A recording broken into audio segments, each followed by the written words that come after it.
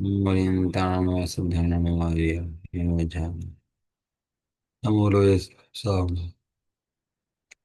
भगवान वीर मंगलम गौतमोपति मंगलम कुंडकुंडादि जयंत नमस्ते। सर्वमंगल मांगल्यं सर्वकल्याणकारकं प्रदानं सर्वधर्माणां जयं जयतु शांति। नमः समय सारा स्वानुभूति चक्रास्थ चित स्वभावाय भावाय स्वभावांत वंदित सेव सिद्धे दिनेशन मोहन बदिं पत्ते वो छाम समय मणिमोसिक के।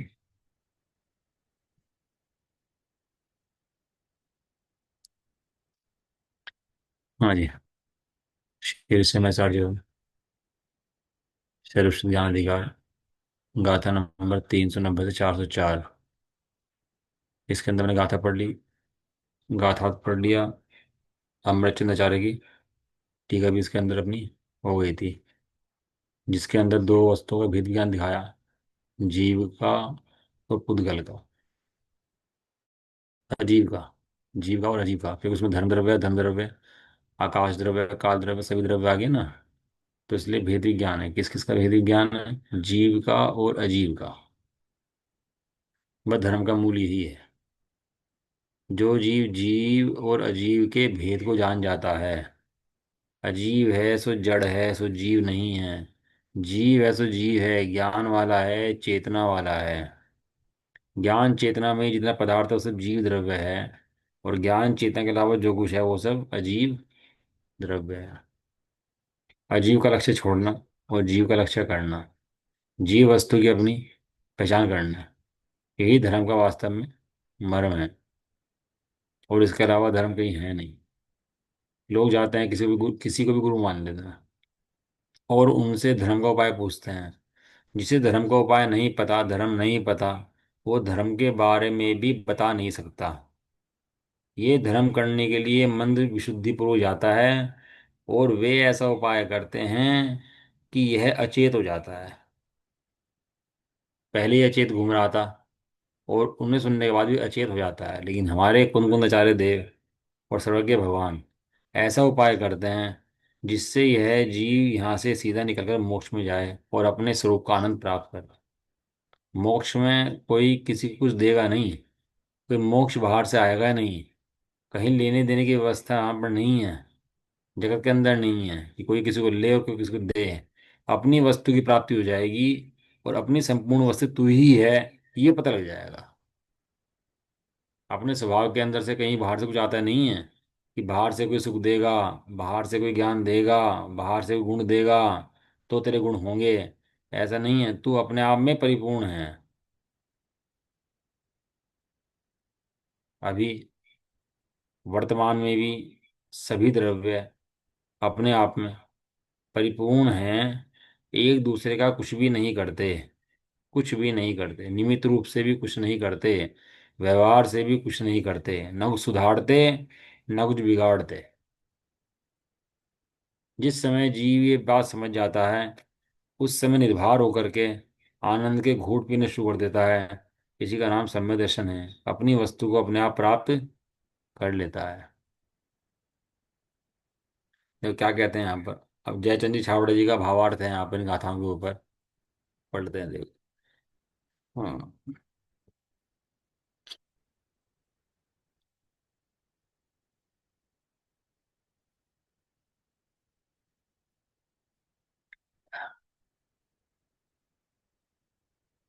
यहाँ ज्ञान को समस्त पर द्रव्यों से भिन्न और अपनी पर्यायों से अभिन्न बताया है।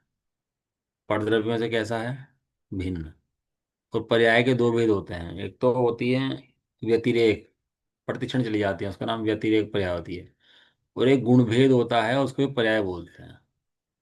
गाथा नंबर 7 के अंदर बताया था, जो गुण भेद है, चारित्र दर्शन ज्ञान भी व्यवहार कहता ज्ञानी के, नहीं ज्ञान नहीं चारित्र नहीं, नहीं दर्शन ज्ञान गायक शुद्ध है। तो उसमें कहा था कि ज्ञान दर्शन चारित्र के जो भेद हैं वे भी व्यवहार से हैं। दर्शन ज्ञान चारित्र आदि भेद उनसे भिन्न तो है एक, ये अनेक हैं। दर्शन के ज्ञान के चारित्र के भेद, ये भेद आया ना, और भेद के लक्ष्य से वस्तु प्राप्त नहीं होती, कभी भी नहीं होती, कहीं भी नहीं होती। सोना कैसा होता है? पीला, कि भारी है, कि चिकना, कि ठोस? कैसा होता है सोना? कि भाई साहब सोना तो सोना होता है। सोना, सोने को पहचान तो सकते हो कि भाई पीले वाला चिकना, ऐसा भारी, ये सोना ऐसा ऐसा है। लेकिन सोने का गुण क्या है? सोने का स्वर्णत्व गुण है। सोने का गुण क्या है? ये सोने के गुण व्यवहार से हैं, लेकिन वास्तव में सोने का गुण पहचान करोगे तो सोना तो सोना ही है। सोने का गुण स्वर्णत्व ही है। इसके अलावा सोने का गुण अन्य जो कहे जाते हैं वे हैं, लेकिन क्या हैं? व्यवहार से हैं उसी के अंदर है। इसे कहा पर्यायों से अभिन्न बताया है। यहाँ पर्याय को समाहित करके उसको बताया है कि पर्याय से भिन्न है और परद्रव्य से भिन्न है। इसलिए अति व्याप्ति और अव्याप्ति नामक लक्षण दोष दूर हो गए। ये ज्ञान मूर्ति आत्मा है।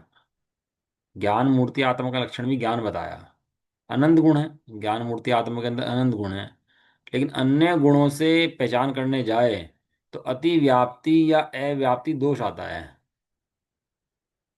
अस्तित्व गुण, कौन सा दोष है? अति व्याप्ति नामक दोष आता है। अमूर्तिक, कौन सा दोष है? अति व्याप्ति दोष आता है। केवल ज्ञान, कौन सा दोष आता है? अव्याप्ति नामक दोष आता है। कि अपने गुणों के अंदर भी ज्ञान के अलावा अन्य गुणों से पहचान करने जाएगा तो दोष आ जाएगा। इसलिए आचार्य देवों ने जहाँ जहाँ ज्ञान लक्षण लिख, जहाँ जहाँ आत्मा ने लिखा, वहाँ वहाँ आत्मा का लक्षण ज्ञान बतलाया, चेतना बतलाया। सुख भी बताया है, क्योंकि जीव का प्रयोजन सुख प्राप्त करना है, लेकिन सुख लक्षण नहीं है। लक्षण तो ज्ञान है। और तर्क, सिद्धांत ग्रंथ, न्याय ग्रंथ जितने पढ़ लो उनके अंदर, सबके अंदर एक ज्ञान को ही लक्षण जीव का बनाया, और ज्ञान के अलावा अन्य किसी को जीव का लक्षण नहीं बनाया। बताओ। एक ज्ञान ऐसा लक्षण है जो इस जीव द्रव्य को अन्य द्रव्यों से भिन्न कर देता है। और ज्ञान के अलावा कोई ऐसा लक्षण नहीं है जिसके द्वारा जीव अपने आप को पहचान पाए। इसलिए ज्ञान महान है, ज्ञान भगवान है। ज्ञान ही तीन लोक का नाथ है। कभी आएगा ना साध्य साधक द्वार, इसके बाद आने वाला है अभी। उसमें कहेंगे ज्ञान कहने से तो एकांत हो गया, ज्ञान कहने से दोष आ गया। नहीं भैया, ज्ञान कहने से दोष नहीं आता, क्योंकि प्रयोजन की सिद्धि ज्ञान से ही होती है। और ज्ञान ऐसा लक्षण है जिसमें ना अतिव्याप्ति है और ना अव्याप्ति है, क्योंकि अन्य द्रव्यों में व्याप्ता नहीं है, और अपने जो जीव द्रव्य हैं वो सबके अंदर व्याप्ता है। इसलिए जिस दिन ये लक्षण समझ में आ जाएंगे ना, लक्षण लक्षणाभास, उस दिन सम्यक दर्शन की नींव रखी जाएगी। ये समझना। लक्षण लक्षणाभास क्या है ये मिथ्या दृष्टि के भ्रमने के उपाय हैं। लक्षण है, लक्षणाभास जो है ना, ये लक्षण है नहीं, लेकिन लक्षण जैसा दिखाई दे और उसको लक्षण मान ले, इसका नाम क्या है? इसका नाम लक्षणाभास है। सोने का लक्षण पीला, बताओ। अब दुकान बैठा दिया खुलवा के कि वे दुकान खोल ले और सोना खरीदना है और सोना बेचना है, और सोने का लक्षण पीली धातु होती है। येलो स्टोन, येलो मेटल है। वो पीतल भी खरीद लेगा, तांबा भी खरीद लेगा। क्या हुआ उसका? लक्षणाभास। लक्षणाभास। सोना तो सोना ही है। सोना स्वर्णत गुण का धारी है। ऐसे ही जीव आत्मा ज्ञान वाला है, ज्ञान मूर्ति ही है। और ज्ञान के द्वारा प्रत्यक्ष जीव समझ में आ जाता है। और जो भी ज्ञान के द्वारा भी प्रत्यक्ष जीव को नहीं समझते, उनको जीव समझ में नहीं आ सकता। देखो क्या कह रहे हैं यहाँ, ज्ञान को, ज्ञान ने आत्मा को परद्रव्यों से भिन्न और अपनी पर्यायों से अभिन्न। मेरा सब कुछ मेरे अंदर, मेरे से बाहर मेरा कुछ भी नहीं है। मेरी मेरी सत्व का विभाव भी मेरे अंदर, मेरा स्वभाव भी मेरे अंदर। इसलिए अति व्याप्ति और अव्याप्ति नामक लक्षण दोष दूर, क्योंकि परद्रव्य से ऊपर कुछ नहीं है। अब निमित्त हैं, निमित्त तो हैं भाई, निमित्त तो मानना चाहिए ना। कि इनके बिना कैसे काम होगा। कह रहे पर द्रव्यों से भिन्न। एक लाइन चार देव की रट लो। पर द्रव्यों से भिन्न, इसलिए लक्षण दोष दूर हो गए हैं। और कह रहे हैं आत्मा का लक्षण उपयोग है, जीवो वो लक्षणम। आत्मा का लक्षण क्या है? उपयोग, वर्तना। आत्मा का लक्षण है ये। आत्मा पहचान ना हो तो कैसे पढ़वाता है? उपयोग के द्वारा। और उपयोग में ज्ञान प्रधान है। दो उपयोग है ना, ज्ञान उपयोग और दर्शन उपयोग। उस ज्ञान उपयोग के अंदर भी कौन प्रधान है? वो उपयोग के अंदर भी ज्ञान प्रधान है। जहां से उठाओगे वहां से ज्ञान की चर्चा मिलेगी। ज्ञान।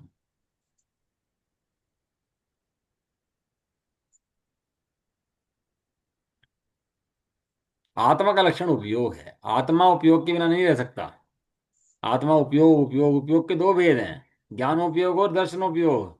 उन ज्ञानोपयोग दर्शनोपयोग में आत्मा पाया जाता है। और ज्ञानोपयोग दर्शनोपयोग कुछ नहीं है, चेतना है। उस चेतना के अंदर कौन है? वो ज्ञान है और दर्शन है। उनके अंदर ये प्रधान कौन है? कि ज्ञान प्रधान है। प्रधान जी। ज्ञान प्रधान है वह ज्ञान। अन्य अचेतन द्रव्यों में नहीं है, नहीं पाया जाता। अब लगाना उपयोग। राग के अंदर उपयोग है कि नहीं है? कषाय के अंदर उपयोग है कि नहीं है? शरीर के अंदर उपयोग है कि नहीं है? बाह्य वस्तुओं में, साधनों में उपयोग है कि नहीं है? ज्ञानोपयोग की बात करते हैं। ज्ञानोपयोग ज्ञान में से आएगा कि पुद्गल में से आएगा? ज्ञान में से आएगा। और ज्ञान के अलावा और कहाँ से आएगा? क्योंकि अन्य जगह जहाँ से उपयोग आ सकता हो। अपनी आत्मा में से। अरे मैं स्वयं उपयोग स्वरूप हूँ, मैं ज्ञानोपयोग हूँ। मैं अन्य रूप नहीं हूँ। नहीं हो। हम्म। उपयोग में ज्ञान प्रधान है, और वे ज्ञान अन्य अचेतन द्रव्यों में है ही नहीं। जब सर्वज्ञ भगवान देखते हैं जीव को, तो राग वाला देखते हैं कि ज्ञान वाला देखते हैं? सवण हुणाण निठो जीवो वोग लक्षणो नित्यम कैतम पोगल दवी भूदो जीवत मागदम इदरम।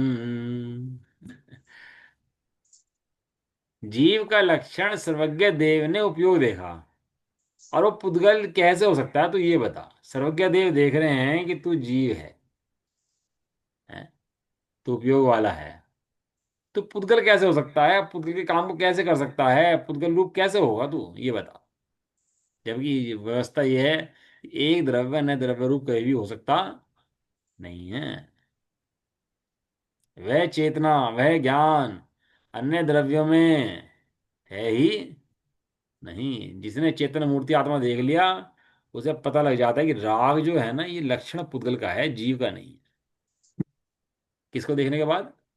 चैतन्य मूर्ति आत्मा में। शुद्ध पानी पीने के बाद, मीठा जल पीने के बाद उसे पता लग जाता है खारा जल अलग है और शुद्ध जल, मीठा जल अलग है। दोनों के लक्षण नहीं मिलते हैं आपस में। इसलिए वह अति व्याप्ति वाला नहीं है, और अपनी सर्वावस्थाओं में है, इसलिए अव्याप्ति वाला नहीं है। दो दो दिए ना। वो ज्ञान अन्य द्रव्यों के अंदर नहीं है, जीव द्रव्य के अंदर ही है, इसलिए अति व्याप्ति नहीं है। और अपनी सर्वावस्थाओं में है, इसलिए अव्याप्ति वाला भी। अब मति ज्ञान शुद्ध ज्ञान लगाओगे तो भैया व्याप्ति हो जाएगी। अवधि ज्ञान मन प्रज्ञान लगाओगे तो व्याप्ति हो जाएगी। और केवल ज्ञान लगाओगे तो कौन सा दोष आ जाएगा? अव्याप्ति दोष आ जाएगा, क्योंकि किसी अवस्था में पाया जाता है, किसी अवस्था में नहीं पाया जाता। तो कुछ तो कहना चाह रहे हैं इसके अंदर, अति व्याप्ति अव्याप्ति के दोष दिखा करके कुछ ऐसी जगह ले जाना चाह रहे हैं जो अपनी दृष्टि में नहीं है। अभी केवल ज्ञान भगवान का देखो, और हमारा अल्प ज्ञान देखो, और एक इंद्रिय का और अल्प ज्ञान देखो, और सबके कितने कितने कम ज्ञान है, बढ़ रहे हैं कितना ज्ञान की।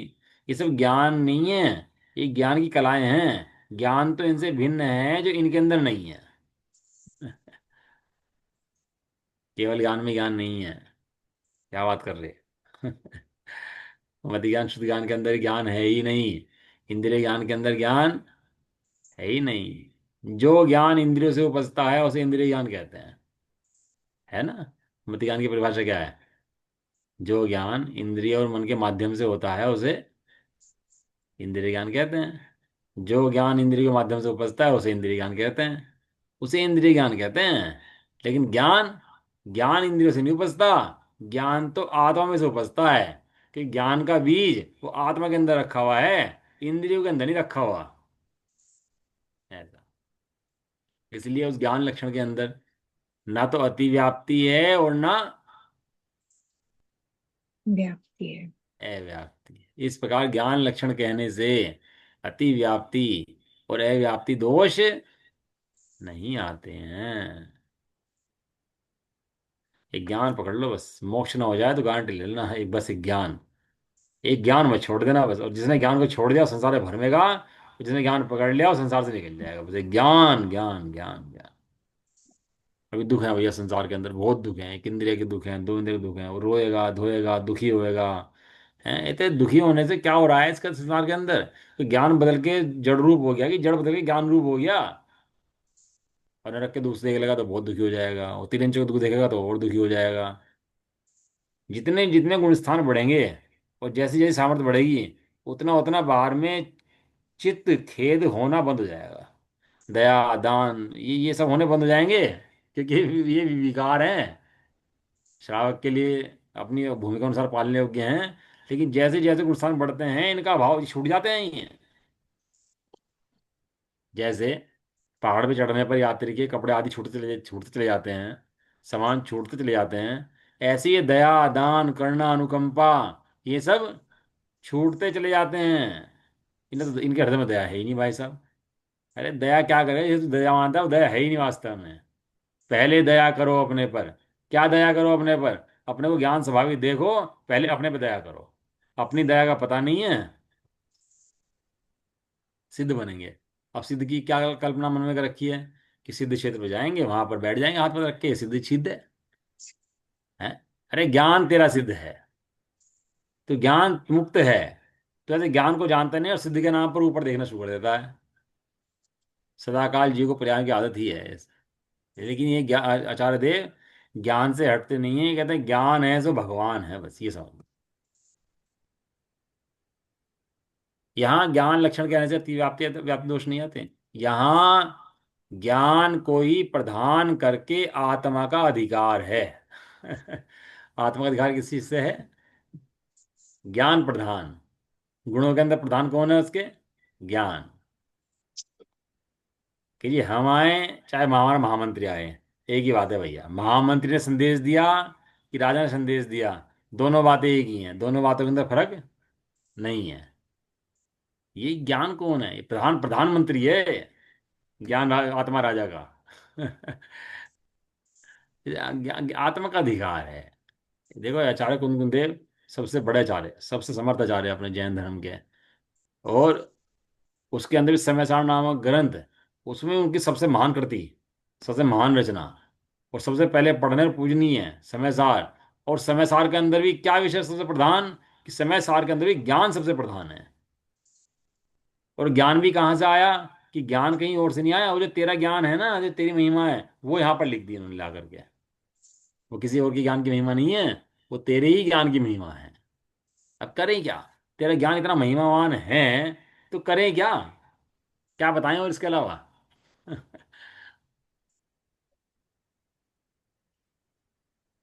यहाँ ज्ञान को ही प्रदान करके आत्मा का अधिकार है। अब मुर्दे के कान में कुछ सुनाओ तो सुनता ही नहीं है, मरा पड़ा रहता है। लेकिन जिंदे के कान में कुछ बोलो तो सुनता समझता है भैया। ऐसे ही जैसे ज्ञान मूर्ति आत्मा है, उसे ज्ञान बोलो तो सुनता समझता है। जो सुनने समझे वो तो जिंदा, और जो इस ज्ञान को ना सुने समझे वो मुर्दा है।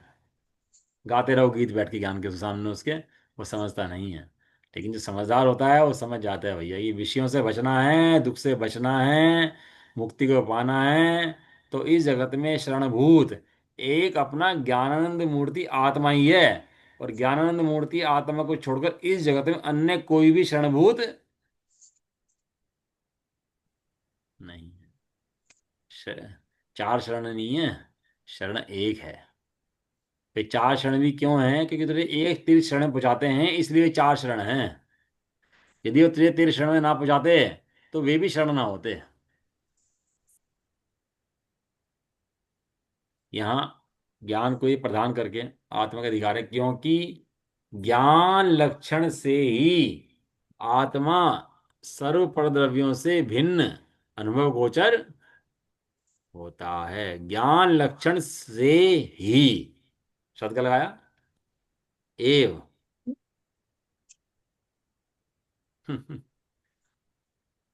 ज्ञान ऐसा लक्षण है, से, ज्ञान लक्षण से ही।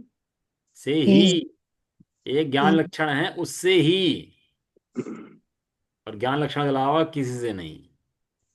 ज्ञान लक्षण से ही जो आत्मा है, जो आनंद का नाथ है, जो मुक्त है, तेरी मुक्ति का कारण है, जो तुझे में जान ले जाने वाला है, तुझे आनंद का अनुभव कराने वाला है, वो ज्ञान लक्षण से ही आत्मा सर्व परद्रव्यों से भिन्न अनुभव गोचर होता है। अन्य गुणों से अनुभव करने जाएगा तो अनुभव नहीं होगा, और ज्ञान लक्षण से अनुभव करने जाएगा तो अनुभव हो जाएगा। और नहीं तो ज्ञान की इसमें भी ना रूट, पर्याय में नहीं। रूट कॉज, या रूट कॉज समझ में नहीं आया। हाँ, कह रहे ना ये। हेलो। हाँ, आवाज आई। नहीं, मुझे ना रूट कॉज समझ में नहीं आया एक्चुअली। किसी भी हमने, मैं जहां तक समझ रहा हूँ, हो सकता है मैं गलत भी हूँ, कि जहां तक किसी भी वस्तु का कोई स्वभाव है, वो कभी बदलता नहीं है, कभी चेंज बराबर। नहीं होता, या कभी वो अपने स्वभाव को नहीं छोड़ती है। बराबर। तो ऐसी कौन सी स्टेज आती है जब जीव का, जो आपने इतना अभी, जो हम पढ़ रहे हैं, जो हम आचार्य जी हमें इतना गुणगान बता रहे हैं जीव की स्वभाव का, तो ऐसी कौन सी स्टेज आती है कि मैं अपने स्वभाव को भूल जाता हूँ? या अगर वो मेरा स्वभाव, मेरा मेरा एक गुण है, तो वो गुण कहाँ गायब हो जाता है, जबकि दूसरी वस्तुओं का तो नहीं होता, वो तो प्रकट अवस्था में रहता है। मेरा मेरा स्वभाव ऐसा क्या, किस स्थिति में जाके बदल जाता है? और जब मेरा एक गुण है, स्वाभाविक गुण है, तो वो कैसे बदल जाता है? और बदल जाता है तो वो स्वाभाविक नहीं है। मैं कैसे जानूं ज्ञान इस बात कभी को? ज्ञान कभी बदलता नहीं है। ज्ञान सदाकाल ज्ञान रूपी रहता है। अज्ञानी भ्रम से, भ्रम जनित अवस्था है। भ्रम, भ्रम किसे कहते हैं? भ्रम हो गया। भ्रम ये कुछ चीज छूटना है। ज्ञान की पर्यायों में, जब ज्ञान की पर्याय आती हैं तो उसमें जीव को जो विभाव लक्षण है उससे भ्रम हो जाता है अपने स्वभाव के संबंध में, और उस भ्रम से अपने को ज्ञान रूप मान लेता है, पुद्गल रूप मान लेता है, जबकि है ज्ञान रूपी। नहीं, मैं वही कह रहा हूँ, मेरा स्वभाव ज्ञान है। तो अगर मेरा बेसिक स्वभाव, जो मेरा बेसिक स्वभाव है, जब तक अभी मैं समझ रहा हूँ, ज्ञान है, तो पहली बात तो मैं भ्रमित की हो जाता हूँ। इसका मतलब ज्ञान भ्रमित हो सकता है। मैं हाँ, अपने ज्ञान ज्ञान को पर्याय में भूल भ्रमित जाता हो हूँ। सकता है। ज्ञान भ्रमित हो सकता है। भ्रमित, अगर ज्ञान पर्याय में भ्रमित हो सकता है, मति ज्ञान शुद्ध ज्ञान आदि में भ्रमित हो सकता है। अन्य द्रव्य जो हैं, धर्म अधर्म आकाश काल, उनमें विवाह पर्याय नहीं होती, लेकिन जीव द्रव्य के अंदर विवाह पर्याय भी होती हैं जो भ्रम है। नहीं, वो बात ठीक है, मैं इतना तो नहीं जानता हूँ, पर मैं इतना समझ रहा हूँ कि ज्ञान अगर मेरा भ्रमित हो जाता है, तो फिर ज्ञान ज्ञान कैसे रहेगा? ज्ञान अगर भ्रमित ज्ञान ही नहीं होता। ज्ञान ही भ्रमित हो गया, ज्ञान तो कभी, ज्ञान का ज्ञान मतलब है भ्रमित भ्रमित नहीं नहीं होना। होता। ज्ञान भ्रमित नहीं होता है, ज्ञान पर्याय में जाने के बाद उसे भ्रम होता है। ज्ञान भ्रमित नहीं होता। जैसे कोई पुरुष अपने को स्त्री मान ले, लेकिन वो मूल से पुरुष ही है, लेकिन वो मूल से उसने अपने को स्त्री मानने लगा, तो उसको भ्रम हो गया स्त्री मानने का, लेकिन स्त्री हुआ नहीं है वो। ऐसे ही ज्ञान अब ज्ञान रूप ही है, लेकिन भ्रम से अपने को ज्ञान रूप मान लेता है तो अज्ञान रूप महसूस करता है, लेकिन वास्तव में है ज्ञान रूप ही वो। पर ज्ञान, ये विकार अब है, विभाव है, नहीं, लेकिन पर्यायों में सोना, है। सोने को आप कितना ही किसी और जगह मिक्स करो, उसका हाँ, स्वभाव, उसका जो स्वभाव है वो नहीं बदलेगा। ना कहाँ बदला, ज्ञान का स्वभाव कहाँ लोहे का बदला स्वभाव बताओ। भी नहीं बदला, नहीं वो बदला ना। फिर भी निकल के सामने आएगा। हाँ, तो आ रहा है ना। मेरा स्वभाव क्यों बदल जाता है? नहीं बदलता ना। स्वभाव तो प्रतिक्षण प्रकट सामने है ही ना। अज्ञानी ऐसा नहीं जानता, इसलिए भ्रम जाता है, बस। अज्ञानी तो इसका मतलब कोई है ही नहीं, सब ज्ञानवान है। हाँ, सब जब मूल में सब ज्ञान मेरा ज्ञानवान स्वभाव है, है, लेकिन दो तरह से ज्ञानवान है। एक तो ज्ञानी, सब जीव ज्ञानी है, और एक जो उस ज्ञान को जानता है वो ज्ञानी है। जब जीव को एक बार बोल दिया कि तेरा जो मेन स्वभाव है वो ज्ञान है, तो कोई इसके भी आगे जीव दूसरी हो। बात कौन सी है? इसके आगे तो क्वेश्चन कोई रहे नहीं ना अब जा। नहीं तो वही तो है ना फिर। ऐसी, मैं तो वो रूट कॉज समझने की कोशिश कर रहा हूँ कि मेरा, मैं अपने आप को भूला कब और किस स्थिति में मैं अपने आप को भूल रहा हूँ। अब याद आ गया ना। तो मुझे अगर ये चीजें नहीं, अभी अभी जो बात आई पर्याय की और पर्याय में ढलने की, तो मैं ज्ञान रूपी आत्मा उन पर्यायों में कैसे लिप्त हो जाता हूँ जबकि मैं परम शुद्ध ज्ञानी हूँ। अब समझ ऐसी में आ गया ना, परम शुद्ध ज्ञानी हो। नहीं, ये बात समझ में अब आ गई। सारे जीव परम पर शुद्ध ज्ञानी ऐसे ही है ना, जैसे मैं हूँ। नहीं नहीं, ये तो आ गई, व्यवहारिकता में समझ में आ गई। जो निश्चय व्यवहारिकता निश्चय में से मैं है ये क्लास बात, सहन ये कर बात रहा अलग हूँ, से नहीं, बात व्यवहारिकता निश्चय से से है। समझ में आई है। पर एक जो इनहेरेंट होती है ना, जो बिल्कुल अंदर होती है, वो अगर समझ में आ जाए तो आगे तो कुछ कहने का मतलब ही नहीं होगा फिर। इसमें कौन सा वो भारी गणित है? मैं सोने को पीतल मान रहा था, नहीं, तुमने भारी बताया गणित कि है भैया सोना है, समझ जभी में आ तो मैं, गया। अगर भारी गणित है जभी तो मैं योनियों में घूमता फिर रहा हूँ। अरे अगर भैया भारी ज्ञान, गणित नहीं ज्ञान होता ही। तो मैं तो सिर्फ शिला पे होता। अगर भारी गणित है जभी तो मैं योनियों में भ्रमण कर रहा हूँ, और दुख सुख जो मैं महसूस कर रहा हूँ, इसलिए तो महसूस कर रहा हूँ कि ये बहुत भारी है। नहीं भारी है, ज्ञान लक्षण से देखोगे तो कुछ भारी नहीं पड़ेगा। सब जीव ज्ञान वाले हैं, सब जीव ज्ञानी हैं। ज्ञान के अंदर दुख नहीं है, दुख के अंदर ज्ञान नहीं है, राग के अंदर ज्ञान नहीं है और ज्ञान के अंदर राग नहीं है। ये जिस दिन भेद ज्ञान शुरू होगा उस दिन आपको समझ में आ जाएगा सब जीव ज्ञानी हैं, कोई भी राग करता नहीं है, राग विकार है, विभाव है, और सब जीव ज्ञान स्वभावी हैं। ऐसा कोई जीव ज्ञान छोड़ता ही नहीं ना अपना। ऐसा। नहीं, फिर हम अगर हम अपना ज्ञान नहीं छोड़ें और ज्ञानवान हैं, तो फिर भेद विज्ञान की भी जरूरत नहीं है। अब इसलिए तो भेद ज्ञान बताया। फिर भेद विज्ञान की क्या जरूरत है? अगर मुझे मुझे खुद को ये इसीलिए पता भेद लगे। विज्ञान की जरूरत है कि वो मानता अपने को पर है, उससे पर से दूर हटने के लिए भेद विज्ञान की जरूरत है। यार पर से दूर मुझे समझने के लिए। नहीं, मैंने विचार तो बहुत करता हूँ, पर लेकिन जब मैं एक जीव हूँ और मेरा स्वभाव है परम शुद्ध, मेरा और कोई स्वभाव नहीं है सिवाय ज्ञान के, ये तो बात ठीक है। हाँ बराबर। एक जीव का स्वभाव क्या है? ज्ञान, ज्ञान, परम शुद्ध ज्ञान, वो मेरा स्वभाव है। इसके अलावा मेरा और कोई स्वभाव नहीं है। नहीं है। और जब मेरा ये स्वभाव है, तो मेरा स्वभाव बदलता क्यों है? कहाँ बदला? जबकि किसी भी कोई भी द्रव्य का, कोई भी वस्तु का, किसी भी और संसारिक जीव का, जीव मतलब जड़ का, उसका स्वभाव नहीं बदलता। मुझ कहाँ जीव का बदला जीव स्वभाव का कैसे बदलेगा? स्वभाव? बदल गया होता तो जीव तो खत्म हो जाता ना, कहाँ बदलता तो नहीं है। स्वभाव तो नहीं बदलता। अगर स्वभाव नहीं बदलता तो मेरा तो क्वेश्चन ये रहेगा ही, और मैं भी समझने की बहुत कोशिश कर रहा हूँ, अगर स्वभाव नहीं बदलता है तो ऐसी कौन सी स्थिति आती है कि मैं अज्ञानी कहलाता हूँ? हम्म। वो अज्ञानी की स्टेज है, सर्वज्ञ भगवान को सब ज्ञानी जी दिखाई दे रहे हैं, और सर्वज्ञ की दृष्टि से देखोगे तो सब ज्ञानवान आत्मा ही दिखाई देंगे। सर्वज्ञ बन जाओ। नहीं, वो बात ठीक है, मुझे तो बात तो सही है। अब सब आत्मा ही दिखाई देती हैं, चाहे वो छोटा हो, चाहे बड़ा हो, चाहे बैक्टीरिया हो, चाहे मनुष्य हो, है तो सारी आत्मा है। पर बात ये समझ में नहीं आई कि मैं अपना स्वभाव कैसे भूल रहा हूँ, जो कि मेरा स्वभाव अनित स्वभाव है, मेरा हाँ इनहेरेंट है मेरे कह तो अंदर। दिया आपने, सब मैं ज्ञानी हूँ, बैक्टीरिया हो चाहे उसका जीव, तो ज्ञानी हो तो गया ज्ञानी, और किसके अलावा कौन सा ज्ञान आएगा समझाने के लिए? अब इसके अलावा खुद ही भ्रमते रहो तो उसका कोई इलाज तो नहीं है ना। वो समझ में तो आ गई कि हम ज्ञान वाले हैं, उसके अलावा कौन सा ज्ञान समझ में आना है बताओ? नहीं, अगर ये समझ में आ जाती तो ये समझ में आ जाए तो परियाना खत्म हो वो जाए अपने को सारी। भारी समझ लिया, यही भारी है बस। इतना आसान का धंधा, सहज का धंधा है, उसे भारी समझ लिया, बस यही समस्या हो जाती है। इतना आसान भारी नहीं है विषय, बहुत इजी विषय है। समय यदि इतना भारी होता तो समय सारजी में ना होता।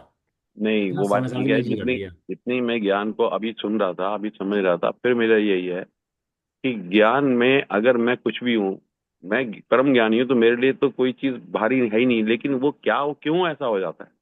नहीं क्यों होता ऐसा ना, है? कौन होता ही सी तो नहीं है, स्टेज समझ ऐसी है रखे कुछ हो जिसको जाता है। बहरूपिया है, बहरूपिया पुलिस में का भेष धारण कर आया, तो बहरूपिया पुलिस वाला है कि नहीं है? नहीं है बहरूपिया पुलिस वाला, वो तो वेश धारण कर लिया उसने खाली बस। वेद वो विज्ञान करो, बात। विचार करो, तो ऐसी बात नहीं, इतना भारी विषय है नहीं, आ जाएगा समझ में। चलो इसे पूरा कर लेते हैं ना इसको। अरे टाइम टाइम हो गया। यहाँ ज्ञान को ही प्रदान करके आत्मा का अधिकार है, क्योंकि ज्ञान लक्षण से ही आत्मा सर्व प्रद्रव्यों से भिन्न अनुभव गोचर होता है। एक ज्ञान के द्वारा लक्षण करोगे तो राग से भिन्न ज्ञान नजर आएगा।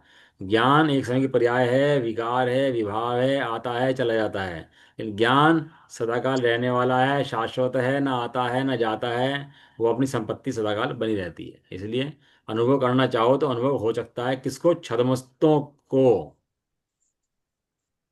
किसको? छद्मस्तों को भी अनुभव हो सकता है। यद्यपि आत्मा में अनंत धर्म है, तथापि उनमें कितने ही तो छद्मस्त के अनुभव गोचर ही नहीं है। अब अनंत को छद्मस्त नहीं जान सकता। छद्मस्त का ज्ञान बहुत सीमित है, अनुभव करना उसका बहुत सीमित है। वस्तु को प्रत्यक्ष नहीं जान सकता, अनंत गुण नहीं जान सकता। तो ऐसा अनुभव प्रत्यक्ष अनंत गुण सहित अनुभव में आ जाए, ऐसा तो आया है नहीं। लेकिन वो छद्मस्त भी ज्ञान के द्वारा आत्म वस्तु को जान सकता है, समझ सकता है। अनंत को जानने के लिए नहीं कहा। कितना काम आसान कर दिया। मात्र एक ज्ञान जानने के लिए हमारा मकान भारत देश में है, चिट्ठी पहुंच जाएगी हमारी, दिल्ली में है, पहुंच जाएगी। दिल्ली के अंदर विवेक विहार में है, अब पहुंच जाएगी। C 128 है। अब कितनी कितनी देर लगेगी पहुंचने में। ऐसे ही तेरे लक्षण अनंत गुण है। तेरा लक्षण आत्मा है। कितना कितना भारी है, उन्होंने एक पता दे दिया। तेरा लक्षण ज्ञान है। सीधी इस एड्रेस पे चिट्ठी पहुंच जाएगी। इसलिए अनुभव करेगा किससे। ज्ञान के द्वारा। अब अनंत गुणों के अनुभव करने से काम पड़ जाना, एक ज्ञान को अनुभव करना, तो पूरा पूरा आत्मा उसके अंदर आ जाएगा। उन धर्मों के कहने से छद्मस्त ज्ञानी आत्मा को कैसे पहचान सकता है। कि लिखा ना, यद्यपि आत्मा में अनंत धर्म है, तथापि उसमें कितने ही तो छद्मस्त के अनुभव गोचर ही नहीं है। तो छद्मस्त समय दृष्टि हो सकता है, नहीं हो सकता। छद्मस्त आत्मा को जान सकते, नहीं जान सकता है। कल कहा था ना, गरीब माँ, माँ हो सकती नहीं हो सकती। अनपढ़ माँ, माँ हो सकती नहीं हो सकती। ऐसे ही ये छद्मस्त ज्ञानी हो सकता नहीं हो सकता। जबकि अनंत गुणों को नहीं जानता आत्मा के, फिर भी ज्ञानी हो सकता है। तो ज्ञानी कैसा हो सकता है वो बता रहे हैं, देखो इसके अंदर। कि कितने उनमें से, उन धर्मों के कहने से छद्मस्त ज्ञानी आत्मा को कैसे पहचान सकते हैं। और कितने ही धर्म अनुभव गोचर हैं, परंतु उनमें से कितने ही तो अस्तित्व, वस्तुत्व, प्रदेश, परमेयत आदि तो अन्य द्रव्यों के साथ सामान्य अर्थात समान ही हैं। इसलिए उनके कहने से पृथक आत्मा नहीं जाना जा सकता। और कितने ही धर्म पर द्रव्य के निमित्त से हुए हैं, उन्हें कहने से, पर द्रव्य के निमित्त से मतलब मतिशुद्ध ज्ञान आदि, उनके कहने से परमार्थभूत आत्मा का शुद्ध स्वरूप कैसे जाना सकता है। इसलिए ज्ञान कहने से ही छद्मस्त ज्ञानी आत्मा को पहचान सकता है। इतना इजी कर दिया वास्तव में। जैसे रसगुल्ला बनाओ, उसे फिर घोटो और मिठा गिरो, उसमें अगर इतनी मेहनत लगती है, और खाने के लिए क्यों आंटी, खाने में कितनी मेहनत लगती है। कितनी मेहनत लगती है खाने के लिए। कितना इजी है खाना। और बनाना, अब मकान होते हैं बिल्डर के फ्लैट मिल जाते हैं, बना बनाया मकान मिल जाए भैया, जाके रहो आराम से। और बनाना पड़ जाए तो इतना रोड़ी, इतना बदरपुर, इतना सीमेंट, इतनी अकल, इतना नक्शा, इतना ये, इतना वो। और बना बनाया हो, जाके देखो भैया, पसंद आ गया, जाके रहने लगो। ऐसे ही आचार्य देव ने बना बनाया रसगुल्ला सामने रख दिया। वास्तव में तो अज्ञानी जीवों को प्राप्त करना महान दुर्लभ है, लेकिन ज्ञानियों के लिए ये अत्यंत सरल घटना है। इस इस जगत के अंदर सबसे सरल घटना का नाम अपने को ज्ञान देखना है। इससे सरल घटना दूसरी कोई जगत के अंदर है ही नहीं। जैसे हमने भारी समझ लिया ना अपने को, ज्ञान समझना। ज्ञान समझ, अब आचार्य देवों को पाने के बाद भी, आचार्य देवों के तत्व पाने के बाद भी, भगवान पाने के बाद भी, गुरु पाने के बाद भी, इतनी सहज व्यवस्था पाने के बाद भी हमें दुर्लभ लगे, कठिन लगे, भारी लगे, तो भाई ये तेरा ज्ञान ही है इसका मतलब। इतना इजी करके दिखा रहे हो, बताओ। कह रहे वो अनंत गुणमयी आत्मा छद्मस्त के द्वारा कैसे पहचाना जा सकता है। उनमें कितने ही धर्म तो अनुभव गोचर हैं। ज्ञान आदि अनुभव गोचर है, सुख अनुभव गोचर है, महसूस होता है ना सुख, तो सब सब अनुभव गोचर है। लेकिन कितने ही धर्म तो ऐसे हैं, अस्तित्व, वस्तुत्व, प्रदेशत्व, परमेयत्व, अगुलुगत्व, जो धर्म हैं, वे तो अन्य द्रव्यों में भी रहते हैं और अपने द्रव्य में भी रहते हैं। भाई अस्तित्वधारी पुद्गल भी है, धर्म भी है, अधर्म भी है, और जीव भी है। ये सब द्रव्य में समान पाए जाते हैं। इसलिए उनके कहने से आधा पृथक नहीं होता। घोड़ा चौपाया होता है। घोड़ा चौपाया होता है, बात सही है कि नहीं है। घोड़ा चौपाया होता है भैया, जाओ चौपाया घोड़ा ले आओ। और गया गधा ढा लाया। क्यों भाई। क्यों, चौपाया घोड़ा ही नहीं होता। चौपाया गधा भी होता है, बैल भी होता है, भैंस भी होता है, गाय भी होता है, सब चौपाए होते हैं। तभी। लेकिन चौपाया कहने का, अब घोड़े की पहचान कैसे कराए। तो घोड़े के लक्षण बताने पड़ेंगे। चौपाया तो है, वो बात तो ठीक है, लेकिन इस लक्षण से प्रयोजन की सिद्धि नहीं होती। वो सब छुपाया तो बराबर है ही, अस्तित्व प्रदेशत्व परमेत्व आदि गुण तो है ही, लेकिन इनके द्वारा पृथक वस्तु की सिद्धि नहीं होती। अन्य द्रव्यों के साथ सामान्य समान है अन्य द्रव्य, इसलिए उनके कहने से पृथक आत्मा नहीं जाना जा सकता। मतलब कैसे कहें और किस तरह समझाएं? इससे इजी और क्या करते हैं ये बताओ आप। इससे ज्यादा इजी इजी करके और कितना इजी किया जा सकता है, इससे बता दो तुम। इससे ज्यादा इजी कि समय दर्शन का विषय इतना इजी है कि इससे ज्यादा इजी कुछ भी नहीं हो सकता। और कितने ही धर्म परद्रव्य के निमित्त से जुड़े हुए हैं। चक्षु दर्शन है, चक्षु दर्शन, मति ज्ञान, शुद्ध ज्ञान है ना, जितने भी कर्म से जुड़े हुए हैं, जो परद्रव्य जुड़े जो हैं, उनके कहने से परमार्थभूत आत्मा का शुद्ध स्वरूप कैसे जाना जा सकता है, जबकि वे कर्मों से जुड़े हुए हैं, परद्रव्य के निमित्त से जुड़े हुए हैं। ये पंचेंद्रिय है ये। आप समझ रहे हैं ना अपन लोग, ये कर्मों से जुड़ा हुआ है, ये परद्रव्य का निमित्त ज्ञान है। ये अपना ज्ञान सहज ज्ञान नहीं है, ये उपाधि है। ये सहज ज्ञान नहीं है। अभी दिमाग फेल हो जाए, दिमाग के नस फट जाए, कोई इधर उधर हो जाए, तभी ज्ञान चला जाएगा सारा सारा ये। जो परद्रव्य के निमित्त से हुआ है वो उसके द्वारा आत्मा का शुद्ध स्वरूप कैसे जाना जा सकता है, जो स्वयं पर के हस्तक्षेप में है। जो स्वयं पर के झपेटे में है। भूत आ गया किसी के सिर के ऊपर, और भूताविष्ट पुरुष होता है ना, भूताविष्ट पुरुष, और भूत आ गया। अब भूत की तरह कर रहा है, नाटक कर रहा है, ऐसा भूत बुलवा रहा है। अब उसे कोर्ट में गवाही के लिए बुलाओ, तो कोर्ट में गवाही मंजूर होगी नहीं होगी उसकी, जिसके सिर भूत चढ़ा हुआ है। कोई पागल व्यक्ति हो, भूत चढ़ा हुआ हो, क्रोधी हो, इनकी इनकी गवाही कोर्ट में काम करेगी नहीं करेगी? नहीं। मतलब कोर्ट में गवाही नहीं चलती, नहीं क्यों? क्योंकि पर के हस्तक्षेप में है, पर के झपेटे में है, इसलिए। तो इनमें कितने ही धर्म ऐसे हैं जो परद्रव्य जुड़े हैं, इसलिए उनके कहने से, उनके बताने से भी शुद्ध आत्मा, परमार्थ आत्मा का स्वरूप नजर नहीं आता। इसलिए ज्ञान कहने से ही छदमस्त ज्ञानी आत्मा को पहचान सकता है। दो धर्म ऐसे बताए, एक तो अपने गुण जो अन्य द्रव्य सामान्य हैं, एक तो हमें, और एक अपने गुण जो अपने तो हैं, लेकिन अन्य देव अन्य परद्रव्य हस्तक्षेप से हैं, वे अपनी पर्याय, उनसे ही भिन्न।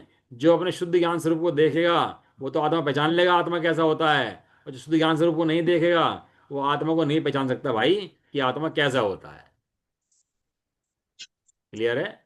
इतना इतना इजी करके बिल्कुल, जैसे मास्टर हो ना, बच्चे को पढ़ाए, और बच्चा पढ़े नहीं, और भारी और इजी कर दे, और भारी और इजी कर दे, और इजी करके बिल्कुल इजी कर दे, और बच्चा के हाँ अब समझ में आ गया। और जब समझ में आ जाता है तो उसकी सारी भ्रांतियां सब मिट जाती हैं। जब समझ में आ जाता है उसको, फिर दोबारा क्वेश्चन नहीं पूछता,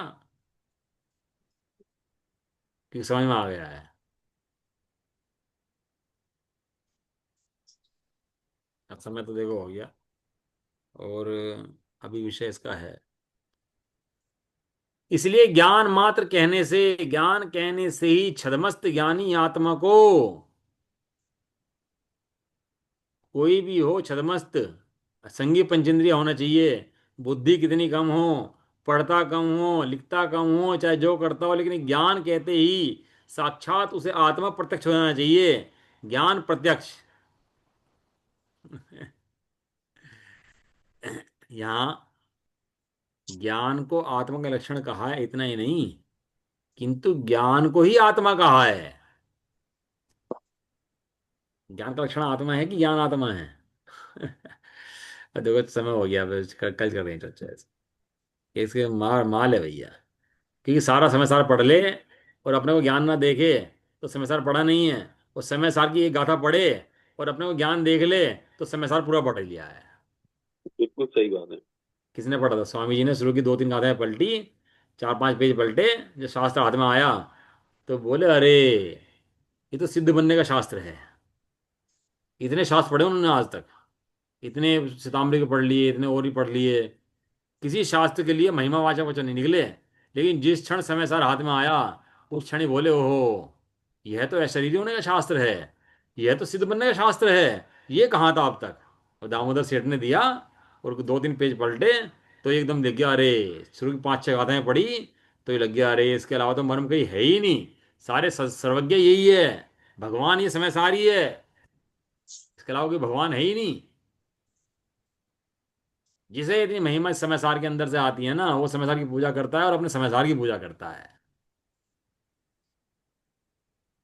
धन्य धन्य आज समय महासुख कार है, धन्य धन्य आज समय महासुख कार है, जाने हम अपना ही सहज समय सार है, जाने हमें अपना ही सहज समय सार है।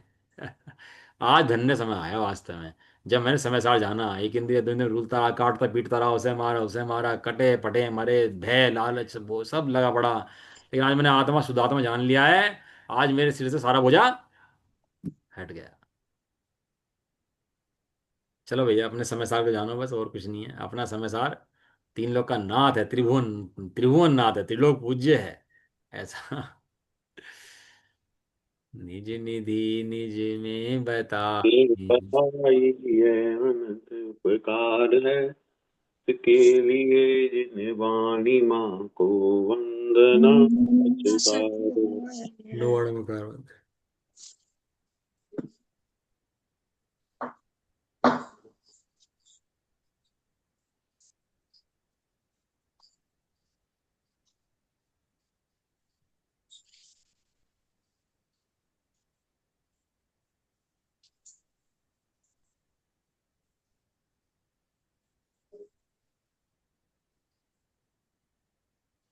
जय बोलो द्वादशी माता की, जय हो। जय हो। महान जय धर्म की। जय जय हो। हो। एक साथ बोलिए। जय सब जिनेन्द्र, जय जिनेन्द्र, सबको जय जिनेन्द्र, सबको जय जिनेन्द्र, सबको जय जिनेन्द्र।